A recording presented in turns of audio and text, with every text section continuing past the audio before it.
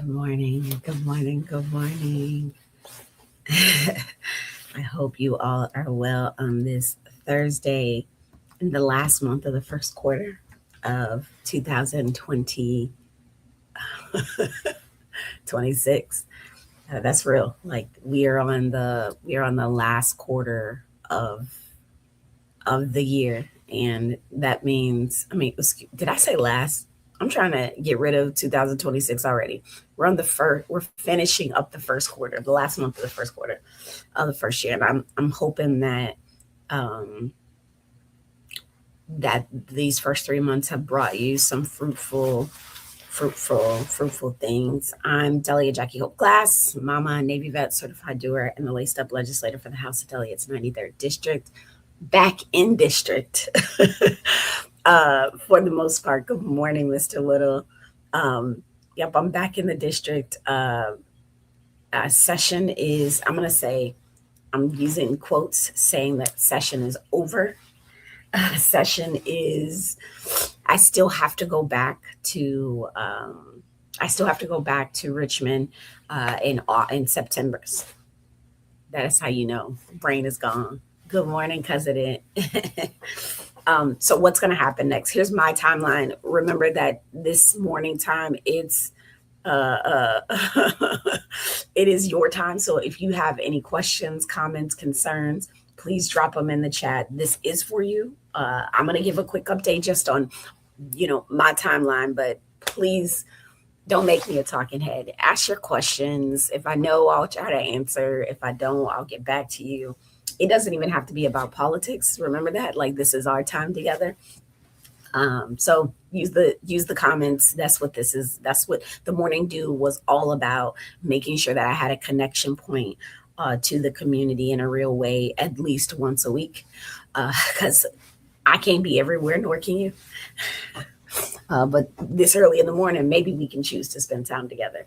Good morning, plants and hoes. I am hoping that we get to do a fundraiser together. Hold on, let me see. Something's going on here. I'm hoping that we get to do a fundraiser together.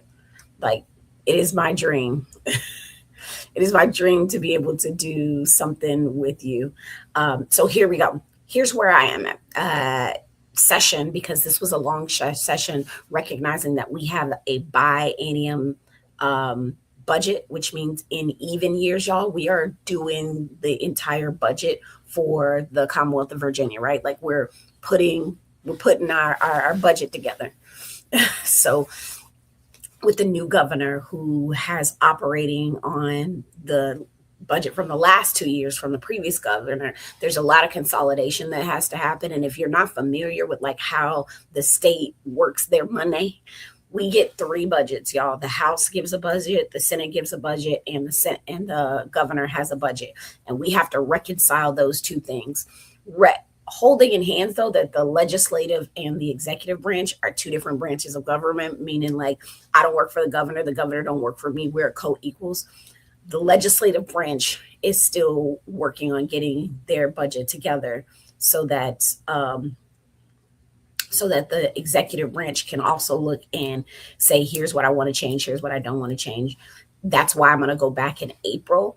April 21st, number one, is election day for redistricting. And don't believe the hype, vote yes, like they playing. I get so sick of people talking about some, Dems don't fight back. Y'all just be like, this is our fighting back. Like, this is us being like, you know what? Eye for a fucking eye. We saving this country. So like, I just need folks to understand and be in the streets, letting folks know, like, do not be fooled. Vote yes. Okay. So 21st is election day. 22nd is what we call reconvene. That is when we go back and we have to look at all of the edits or killing of bills that the governor does. So like, we finished our legislative work except for the budget. Now it's at the governor, and the governor is going to look through and decide what it is that she likes about the bills, what she doesn't. So she's got four options. She can sign it, she can veto it, she can change it, or she can do nothing. If she does nothing, it still becomes a law. All of our laws are enacted on July 1st. Okay, so I've got election day, which is really important, reconvene, and then the day after reconvene, that's April 23rd, we're going to have what's called a special session, right? In that special session, we're going to go through, we should have a budget by then. So all the people, we call them appropriators. That's like bankers, essentially, bankers and budgeters. They're not actual, I'm just putting that in quotes. All of those people are going to be working from now until then to get to an agreement. And that's on the legislative side. The legislative side, so the House and the Senate have to come to an agreement. And that's the last piece of legislative work that we need to send to the governor in order to be ready for that week of the 21st, 22nd, 23rd in April. That's where your girl's at, right? That's where we're at. So I'm getting myself together. If y'all have questions, and I can still lobby. So like if y'all looking at bills, and this is like, because I've had this happen and he's not on here, but David James is really good about like, hey, letting me know what's up, like with stuff. It's still not too late. If y'all are out here and y'all hearing stuff about bills that you're like, what the hell is that? Like, why y'all do that? Why you do? And it makes sense because I don't know it all. And it makes sense. Let me tell you something. I can still go and lobby the governor's team and be like, hey, look, in this bill, it had this. Like, can y'all take a look at this? Because I think this is something that we should be changing, whatever. Like, I have that right and I have that power to do. Does that mean that they'll listen to my change? No, but I can call up her team and be like, hey, hear me out on this. So do not forget that there's still time to work on some of these bills. There's still time. Okay. So that's my timeline. Right. And then I got to, in the in between time, I got to fundraise because I got to pay dues, pay staff, get all those things. So I will be hopefully having some opportunities for you guys to support us financially, because I have a deadline of the 22nd for certain things that I'm responsible for as a member of a party. So be on the lookout for that. I just talked about David James. Good morning. All right, let me go back to questions that I see. And I want to remind folks that have hopped in, remember, this is your time. It's not my time, it's yours. So any questions, it doesn't matter what it's about. If I can answer it, I will. If I can't, I'll get back to you. Or if it's one of those questions that I get that are just completely, for shock value, no, because we have healthy boundaries over here. Okay. So cousin, it says, dang, she back in the neighborhood. Like for real. Yeah, I'm back in the neighborhood. Like for real. I'm working this week really hard, and I'm probably going to take next week to decompress. So yesterday I was in Richmond for an amazing bit for women veterans. I was trying to take care of personal business on Monday and Tuesday, like balls that were waiting for me to pick them up when I got home. So I took care of a couple of those, but I'm back in the neighborhood for real. Cousin, did you hear anything while in session that was significant for teachers? Yes. For teachers, there's a couple things. I'm trying to like pull the ones that I think are super important. Actually, let me get because the couple things that I'm thinking of are budget items for teachers. And also thank you for being a teacher in this moment. I just do want to shout out the teachers. It is not, most jobs are not easy right now. But y'all are doing it. I'll tell you a bill I was talking with my daughter about last night that has to do with schools. There is a bill right now. Last year we had some legislation that was talking about bell to bell cell phone usage. And for those of y'all who don't have little citizens that are still in the school system, the way they have it is that the kids are supposed to, they can't use their phone from bell to bell. Well, there's some folks who wanted to clarify that. They wanted to clarify all of that. And they believe that the bell to bell meant the first bell in the morning, and then the bell in the last bell of the day. Whereas some schools are interpreting as a bell to bell. So first bell to bell, then in between, and then second bell to bell in between. And so that's where I'm like, I will tell you, they're the biggest. I was like, what's your selling point on this for them being able to interpret it the way it best fits their specific school. And some of them were like, well, we want the kids to be able to talk during lunch. I was like, so no, nothing on like, no, no nothing, right? Like it was anyway. Yes. Let me look. I'm looking for teachers where we are, our main on education, trying to figure out um, where we are on education. Some of the bills we did on education. Know that like I'm so proud of myself for getting up early because not early because y'all I haven't been able to do the morning due because I've had committee first thing in the morning. There's some stuff for teacher licensure. There's a 3-year renewable um, license to teach for CTE. That's something we got for teacher. There are some bills about really looking at the IEP process. Also looking about culturally appropriate health and support services and guidance in schools. We've got a lot of early childhood. I'm looking for the money side of things because, all right, so here we go for education. We have a budget, the major budget items for public education. There's 1.7 billion, and I remember we're still reconciling budgets, so this is just tentative things. State like 1.7 billion dollars in state support over the next 2 years, increase for public education. I believe there's going to be a one-time flexible spending for schools divisions to deal with certain capital needs, which will not have to have a local match, meaning this local locality won't have to put money in order to get money, right?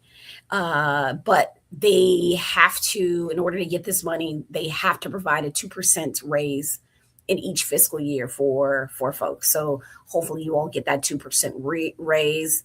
Trying to think of what else. That's the big stuff, I think.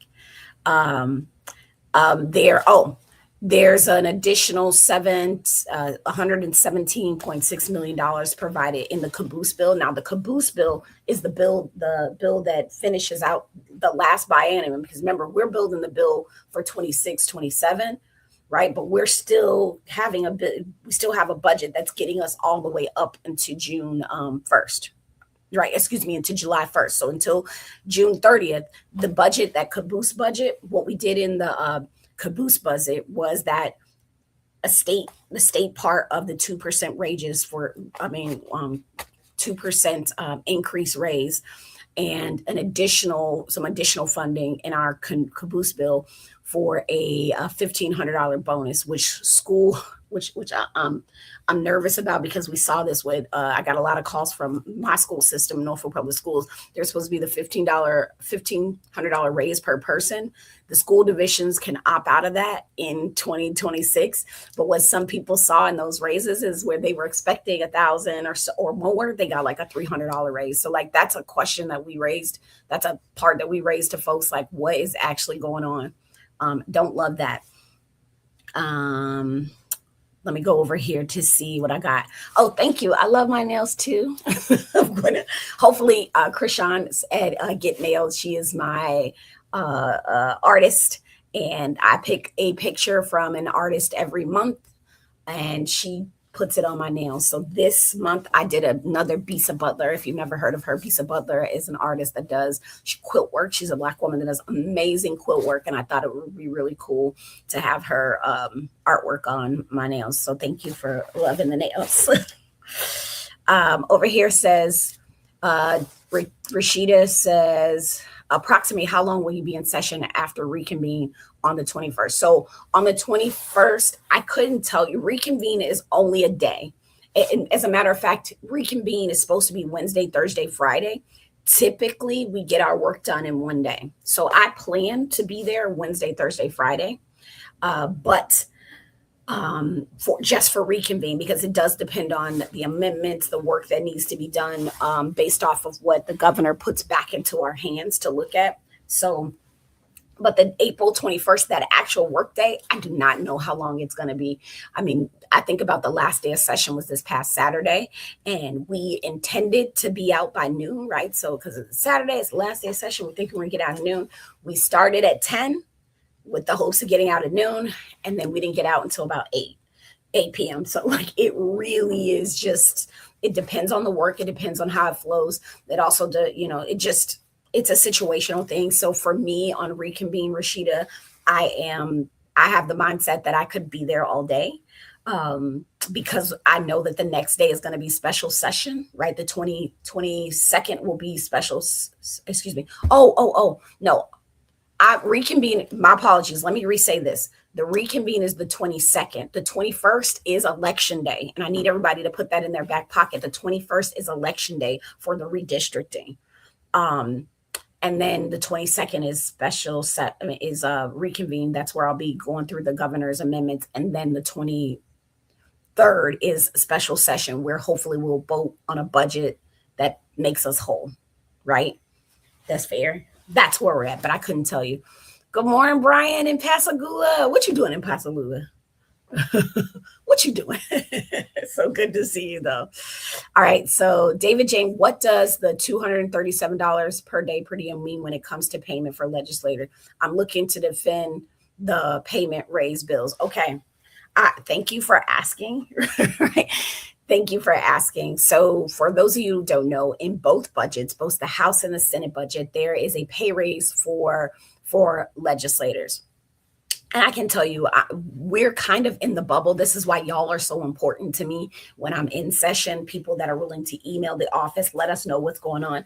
But we have started seeing, or someone is like, hey, are you seeing what folks are talking about? You guys are giving yourself a 300% raise, blah, blah, blah, blah, blah. Yes, that is absolute. That is true. So in the Senate budget, it's a raise so that we can make $50,000 a year. The House budget says we'll make $45,000 a year. So I want to just level set, and people know this already. Right now, our base salary for this job is $17,640 for delegates and $18,000 for senators. Those things were usually equal. We have not seen any kind of pay raise since 1989, I think. Let me make sure I get that general. And I don't want to fib on this because it's actually important for the public to understand General Assembly pay. And I can't remember, something happened in the 90s where the Senate ended up going ahead and giving themselves a raise, and the House didn't, and that's why we have a disparity between us making the $17,640 and them making the $18,000. So that base rate salary has not increased since 1988. So people that were elected in 1988 were making the same thing that I make today, whilst being in a different kind of environment, probably not working it full time the way that we do. So when we're in session, and this is the question from David James class, is what does that $237 mean? So when I go to session, I have to live in Richmond, right? So I don't have to. I could drive depending on who you are, because some people are coming from Southwest Virginia that live 6 or 7 hours away. Like if you live over, I can't remember the mileages, you get a per diem, right? So the people that live in Richmond, they don't get that per diem because they live there. They get the food per diem because we are asking them to come and have to eat in session, but they don't get the lodging. They don't get the lodging piece. That is for that $237. We only get that while we're in session, or when we have to go up, because during the year, y'all, I'm on boards, commissions, and authorities. And so during the year, I sometimes have to go back to Richmond to work for a day, or I have to go to, I'm like on some Hampton Roads commissions. I have to not do my day job and then go and do work for the Commonwealth, for the folks of the 93rd district. So we only get that per diem when we're working on state work. That's it. Like that's it. When we're out of district or in district for a commission or something, that is again only for food and lodging. There is no way I would be able to sustain this work without a per diem, because that salary, that base salary, does not. It doesn't. It would not cover me being able to do lodging, or I have to do more fundraising to have you all pay for it. One way or another, you all are paying for it because it is our tax dollars that pay us, but it definitely would put a lot of people out the game if we did not have per diem to be able to stay and eat and do the things while we're up in Richmond for that time, or when we're pulled away from our day jobs in order to go do the board, the commission, or whatever it is on behalf of the Commonwealth. The second thing that I'll say about funding that people don't, necessarily have in this conversation is, yes, we get that base pay, but we get a small stipend every month for office expenses. So if I wanted to have an office space, it is not enough to cover an office space. Let me just say, that's why I don't have one. Office space, paper, computer, works, all the things that help me run an office. I get a stipend, and I'm trying to remember what it is. It ends up amounting to it's like $1,000-something a month to sort of, if I that's where I pay my office cell phone bill from. That's where I pay for some of the programs that I use, like StreamYard, all the things that I use to do the office. So if you're looking at, and I'll talk about this next week. If you're looking at a reason to defend it, like, we are in a time where we are talking about affordability to people, and you literally have people who are out of the game who will never become legislators because you have to have the privilege of time and money. And I will assure you, there is no way that I do this work if my spouse didn't have a good job. There's just no way. It just doesn't. It doesn't play out. It doesn't play out if he does not have. And also, he even, not being funny to him, he was like, Jack, I heard you guys are giving yourselves some pay raises. And that pay raise would not kick in until 2028, because anytime it's by law, if we give ourselves a pay raise, it cannot be during the time that you have to win an election before you can get that pay raise. So January 13th, 2028 is when we go back in session after the next election cycle, and that's when this would come into effect. So we're voting on it, not knowing whether or not we will be the ones to get it, because we have to win another election to do that. So again, my spouse said, Jack, I heard y'all giving yourself a pay raise, and are you about to quit? Are you about to quit doing delegate stuff? Because we know you like to work for free. I was low-key mad at him for a second, but I get it. It is a sacrifice to do this work. There are some amazing people that I think could run if the salary was in a place where you could run. The hardest part is, y'all don't know this, but I'm trying to help legislators talk about this. Many of us are either unemployed or underemployed, which means we either don't have a job because there's no job that will allow us to take a session, that 60 or 45 days off at the beginning of year for session, as well as take random days off because they can call us back in 48 hours, or random days off for boards, commissions, or authorities, or random days off for the obligations of the office. It's very hard to find, unless you're a business owner, or lawyers can do really well. There's certain types of folks that sort of scheduling can work. They can do 2 full-time jobs. Others, they either don't have a job or they have a second or third job that does not pay them their value. So underemployed means you're just not making enough money to live, and it's really hard to sort of have a quality of life. While most of us have hard work, this is hard work for us, but it doesn't pay enough to have a decent quality of life. And I got a light bill just like y'all. I gotta, so I would appreciate people to advocate for some sort of pay increase, and tying it to whatever the state employees are tied to, maybe tying it to cost of living, tying it to something, so that we are not constantly coming back saying, pay us more, because it looks like politicians are just being greedy, when the reality of it is would you be in a job that hasn't had a raise since 1988? I don't know what teacher pay was in 1988. I don't know what the plumber rate was in 1988.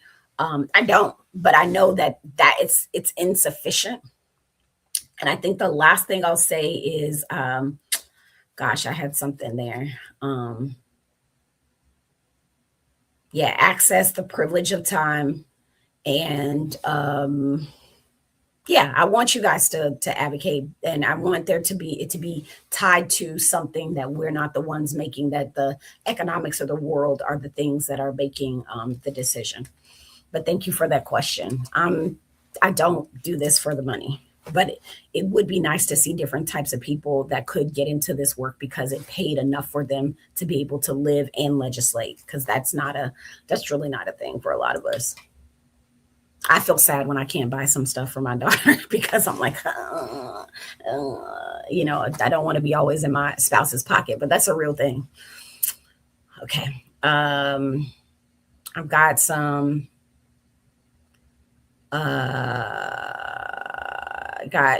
let me look. How about increasing Virginia's funding for environmental education of the Bay States, Virginia? We're last per student.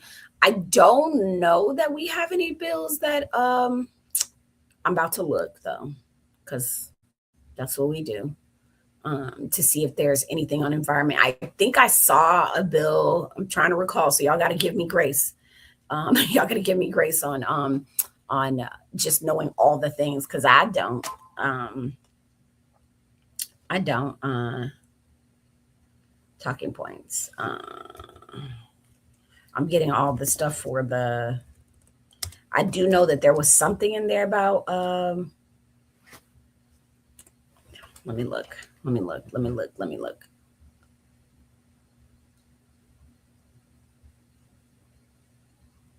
All right, I'm pulling it up, guys. Just so that if there is something, I can go through sort of my own cheat sheet of I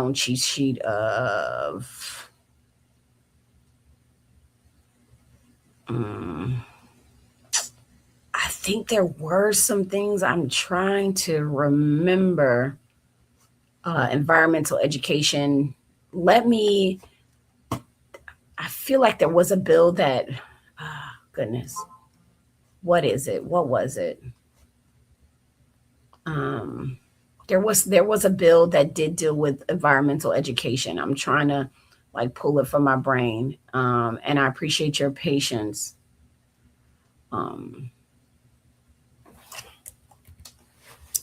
Where am I at? Where am I?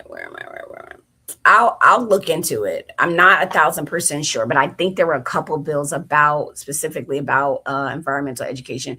Brian, I'm pretty sure I have your email. I'll look it up and send it to you. I don't know if it made it through. Actually, if I saw it, then it probably did. Maybe because it could have gotten killed in the Senate. Let me look. I'll look and see if there's any funding for environmental education, and try to roll through some of these questions real quick that I may have the answer to off top. Cousin, it says, can you say something about how people are going to pay for these data centers, Dominion and Dominion Power's ability to raise prices, then tell us turn off the lights if it's expensive? Yeah, I know that is super frustrating, right? Like I have a plan. What I planned to do was at least put them, get them in a space where they can explain what they think it is. Because my staff had a little bit of frustrations just with that whole put a sweater on, turn off the lights, when, we have folks looking at their bills from the same time last year, seeing that there's a significant increase, even if they use less energy. So I believe that there is more information. I know, just based off of some of the homework that we did this session, looking at the relationship between data centers and our electricity bills and Dominion Energy, that there are some falsehoods out there, that we may actually be barking up the wrong tree. And I think that may be by design. I'm going to hold that, because what I am doing, Cousin It, is while they're doing budget negotiations, there are some real things that could happen in the budget that will further show us as Virginians who's doing what. We've got several bills on environmental accountability for data centers, right? Water, electricity usage, but also I know that there is some missing, and I don't want to say misinformation, but there's some missing information that will shine a better light on us on that relationship between our power bills, data centers, and Dominion Energy. And what I do think is that people in the Hampton Roads in area en masse don't necessarily have a clear, at least from my purview, and I could be wrong, are not plugged into this data center conversation in the same way they are in Northern Virginia, because the data centers are in their backyards. And I want to change that. So if you give me time and space and also allow me to sort of get the information that I need to have to speak with clarity on that, we will be having a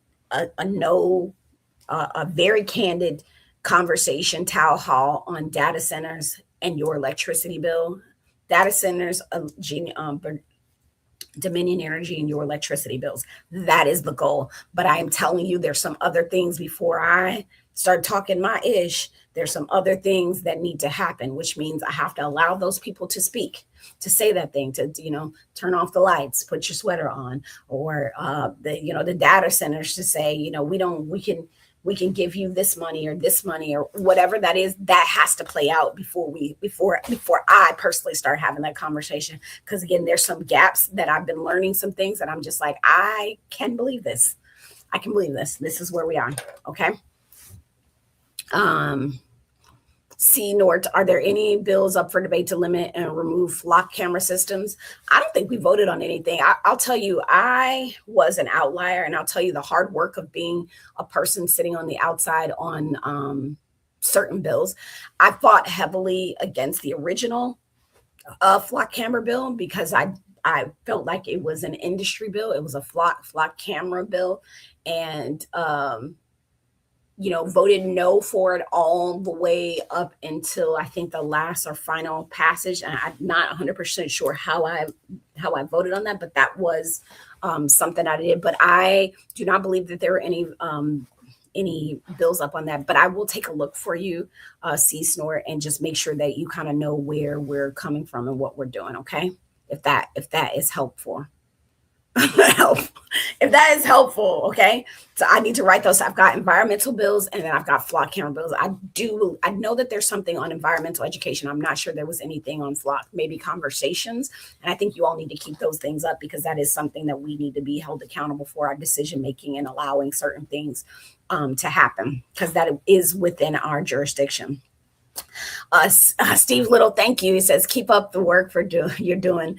I hope we get that raise too. I think it is important. I think it's important to modernize our General Assembly for what today looks like, because you all want the kind of legislators that are putting the time in on you, whilst also folks that you don't just want the privilege. And I'm speaking for myself too. I'm very privileged with time, right? Very privileged. The decisions that my spouse and I have made allow for me to be able to do this, or the decisions and the sacrifices that we can make in order to do that with children and all those things. Like that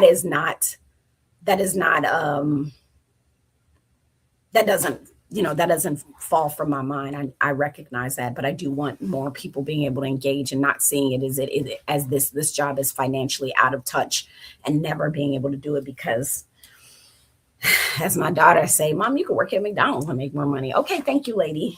Go find yourself some business.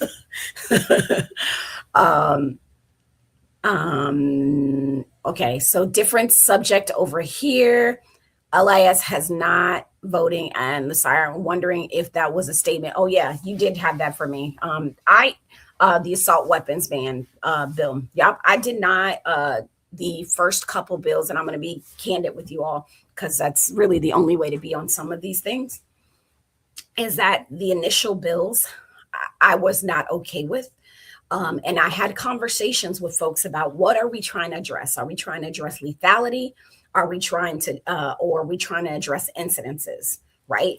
Part of what I assumed this year, just having the majority, having both the House, a Democratic House, Senate, and governor, is that we were going to hold in our hands what was really important and do things gradually and not punch the Commonwealth in the mouth on things.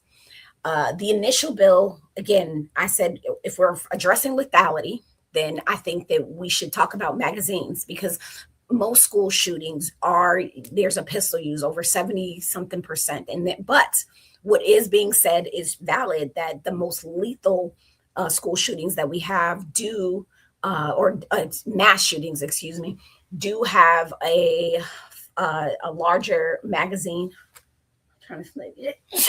A larger magazine with, assault rifle. And so if it's lethality, then I think let's address the clip usage. If it's incidences, right, how often this is happening, then there is a work on a cultural shift that we have to understand. There is a prototype of a mass shooter, right? There is a prototype, but like we can't, there's a prototype for the people that come in and do mass shootings, period. There's no other way to put that. They are typically a white male. And if we're talking about incidences, then there's a piece of that we have to address that is not the banning of assault rifles. Now, I am not, as a person who owns assault rifles, I was trying to be in those conversations initially authentically from a place of, let me help you understand if you're not an owner or a user. And also I talk to people, I go to my local gun shop and have conversation with folks. I do these things. So I'm looking at the holes that they're punching in the bill and saying, yo, like we do have old holes. And then the third thing was like, hey, I'm looking at how do we enforce this? How is this? And like, it is nice to say that. I mean, I'm sure it's nice for people's brochures to say that you did this thing, but when this thing does not solve the problem that you're going after, then what? And that was my initial arguments. On top of that, I do not believe in creating a protected class for it. So if you're going to ban it for the general public, you gonna ban it for everybody, right? Unless people are on the job, like unless they are military folks or SWAT teams or whatever, unless they are on the job, then nobody gets it. Because I fear, just as a person who is still trying to hold and be a better student of history, my fear is that the protected class, which typically is law enforcement or military, that protected class being the only ones who can have assault weapons is crazy. It's crazy talk to me, right? It feels threatening to me. And I did not like that. So yes, when I was voting, when I said, I am not necessarily against aspects of the bills, but I'm not for this bill. That is why I voted. That's why I voted the way I did. And I was, vocal about where I stood on the bill, why I stood that way. When it came to final passage, I had to negotiate with myself the greater good, like what is the impact that we're trying to make? What am I trying to do here? But to be fair on the bill, and I'm actually gonna pull up. To be fair, I try to be a good steward and a person who's a gun owner, a person who uses who uses assault, right? Look, who has them, who understands. There were several bills out there that I was like, this is not realistic when you actually have conversation with gun owners. The storage piece, I had to like have that whole conversation about storage. Like, yo, I get what you're trying to do, but this is not getting at it. And so it was a hard time. I'll just tell y'all it wasn't a hard time. It was a challenging time, I think, for probably for my colleagues to see a Democrat saying, yo, we should really consider this and this. And it looked like all I was doing was defending guns. And I even had somebody call me, so I didn't know you were an ardent Second Amendmenter. And it's like, no, I'm an ardent Constitutioner. Like, I believe in the way that the Constitution has. And so and so when you create this protected class, you're doing the exact thing that the Second Amendment speaks against, right? Like, it was a very difficult and challenging time. Again, the last time, and plus, moreover, with that bill, what kept happening, David, because you asked me this before on a thing, and I don't think I got to the question. What kept happening is the bill was coming before us with some edits, like right before it was time to vote, and I was not comfortable voting on a bill that I had not read the edits on. That same thing happened on last passage. It just kept happening, and I wasn't okay with it. And so that's why you see me as not voting, because there was really not enough time to digest these real-time edits that were happening. Also, I did not feel like, I had to use, I'm gonna be fair with you, I had to use another guy to help advocate on the issue in the room so that those points that I was saying were better taken. And I don't think it was because, and I'm not saying this because I think it was because I'm a woman, because that's not what I think.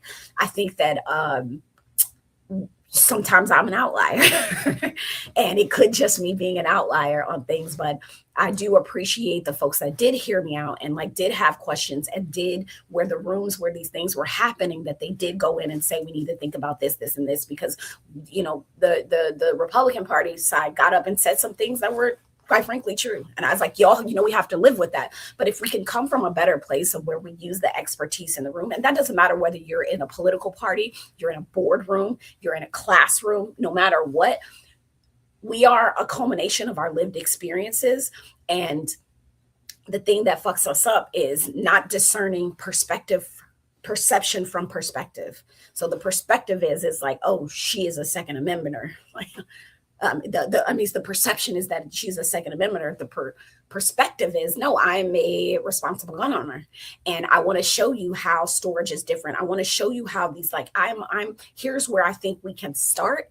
But I felt pushed into doing this right before it was even ready for prime time, right? Like I didn't like it, so that's why I chose not to vote on the bill until the final passage, where I had to weigh some really heavy things, David.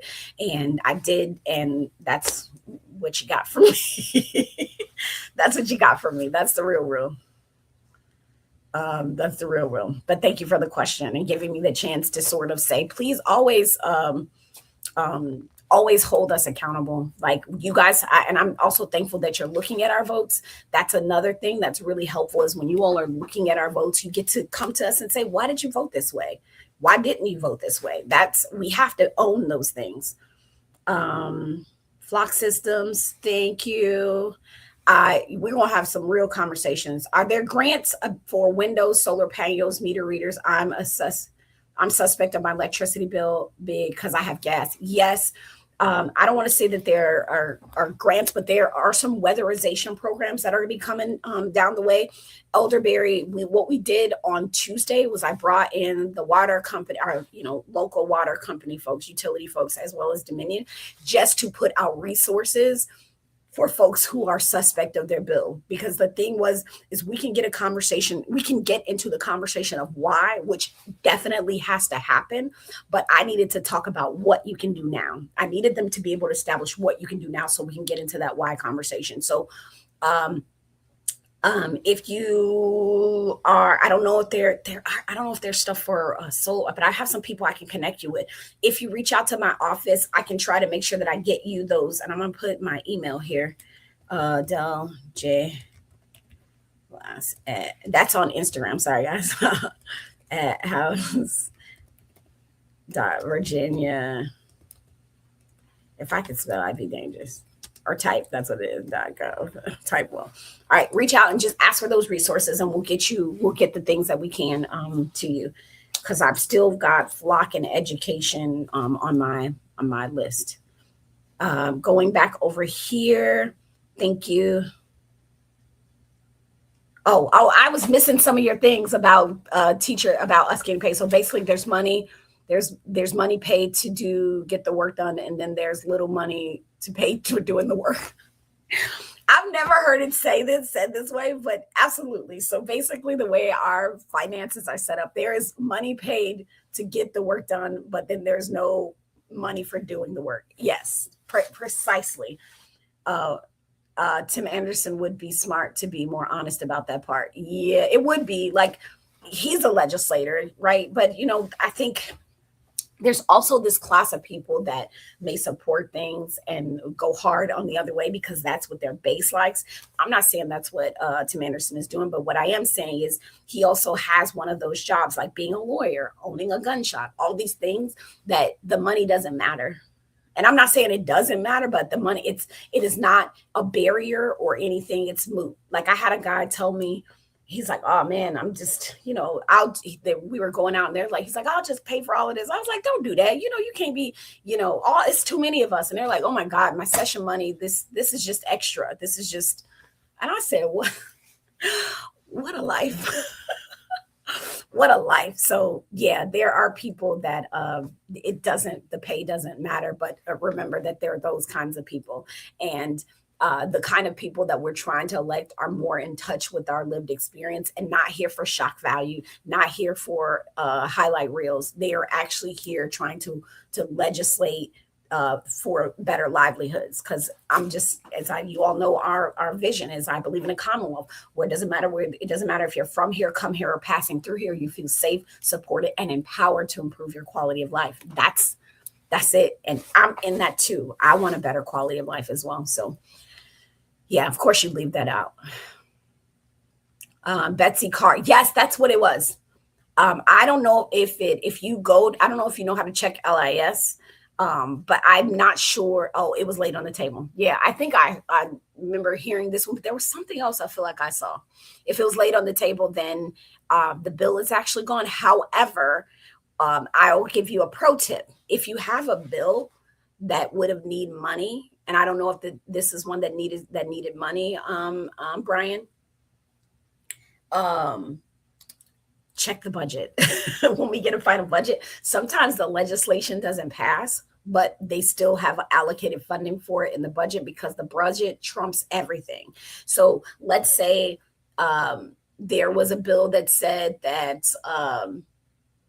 you can't watch TV on Sundays. I'm just being plain here. Like, you can't watch TV on Sundays because of electricity bills, blah, blah, blah, blah, blah. But the budget says TVs are allowed to be watched on Sundays, and here's the funding for it. Then you can watch TV. It doesn't matter what the code said. The budget trumps all of that. That's why the budget is our values. That's why we need more people like paying attention to what's in the budget. Oh, it says also there was a proposed budget including watershed education, but it was defeated. It was defeated in appropriations. Yeah, I love that you know this. I love that you know this. Like, you're making my heart smile. You're making my heart smile. I just love when you guys know, just be knowing. So some of you, if you don't understand what Brian is saying, about being defeated in appropriations and a bill being here, you got to come to summer school for certified doers. We got to get you up to speed on all of this stuff so you can talk that talk and do that thing, right? Like, we need you. We need you. Oh my goodness, almost 8:00, y'all.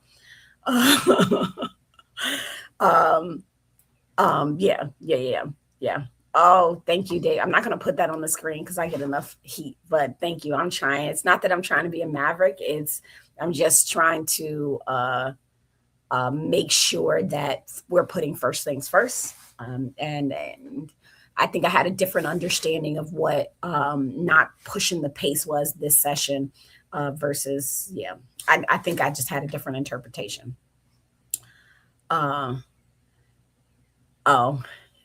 This one says, how are Dems going to push the tyranny thing, but take the tool that would be needed to defend against tyranny?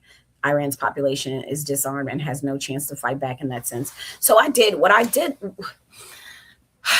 I'll tell a story and then I'm going to get my butt off of here. But I was strolling with a group of legislators, and someone kind of brought up, I don't know if it was a low-key jab. It kind of was it was a jab about my stance that I had been making about the assault weapons ban. And it was essentially not that I was wrong, but I was misguided. Not even, I don't know that they were trying to say I was misguided. So my counterpoint in a sense was, let's look at Switzerland. Tell me about Switzerland and how their citizenry is armed. How about, South Korea and how they have a heavily armed citizenry, maybe even Israel, having a heavily armed. These are places where we are not getting the news about the same things that America has. America has the problem.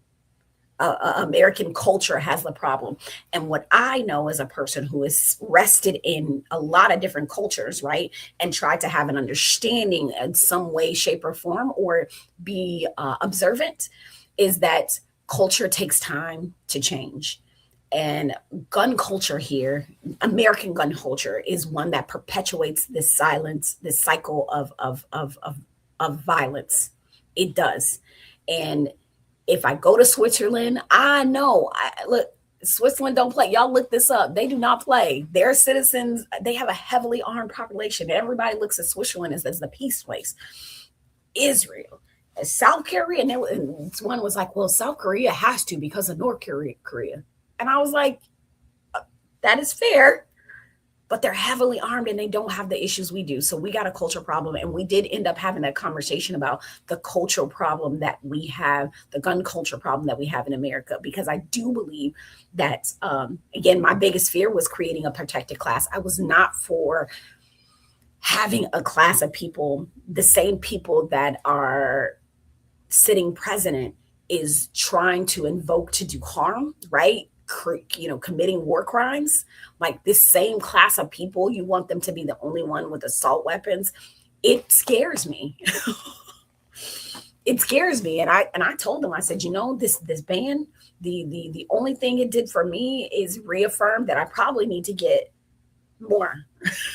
Like, I probably need to prepare myself, because I know that I'll be able to keep them. So it's hard, because again, I'm trying to be a better student of history. It is hard because we have watched where laws, and this is not just gun laws, where laws have been enacted in a way that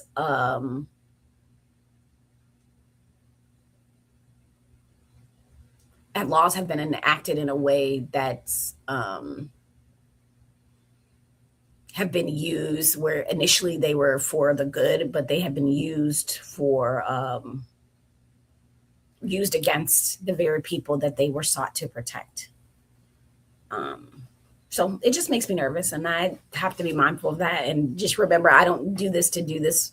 I don't do this to do it forever. And I recognize everything I say is held in hands. Everything I said, somebody could clip this, make an ad and say I said did this. That's a chance we take for having open communications with people.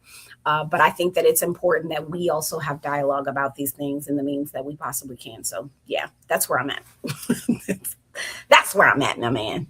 All right, last but not least, thank you. I really enjoy representing you all. I genuinely do. I think this is pretty cool. I never thought I would get, I never thought that this is not something that I wanted to do. I think y'all know that I came kicking and screaming, doing this job. I just didn't want to do party politics, and it is difficult. It is the challenge that I thought it was, but I think the influence and power that we get to sway decisions is greater than the annoyance of party politics. I just want to be a good steward in the room. The rooms that you all aren't able to show up in, I do want you to be proud of me. And I do want to be confident in the decisions that I make and confident in the dialogue that I create. But that really only happens when we do this, like when you all are able to understand the process and know what you're supposed to be holding me accountable for. That makes it easier, because I do want to do things out of the kindness of my heart, but that is not logical in this work. Oh, we need pressure. So I need you to get your people, show up, put the pressure on us, because I do sometimes not vote the way I want to, but the way my community wants to, because this is a democratic constitutional republic, and the republic piece says that I am in service of people. I am a representative of people. So it's not about me. Okay, that's enough for today. You're very welcome. I'm so glad I'm back in the mix. I just haven't been able to do this. Until next time, you all, I'm Jackie Glass Mama, a Navy vet, certified doer and the laced up legislator for the House of Delegates, 93rd District. Truly honored to serve, truly grateful to serve. Yeah, and I hope we get that pay raise. I hope they clip that. Because it'll take some of that stress off, and I'll be able to put more of myself into this work, because we pinch those pennies to make sure that we're able to show up, or just for quality of life. All the other things are good. It's not a great quality of life always, but I choose it. And thank you for choosing me. All right, be well, be kind to yourself. Keep doing doers because doers get more done. Don't sue me, Home Depot. Bye, y'all.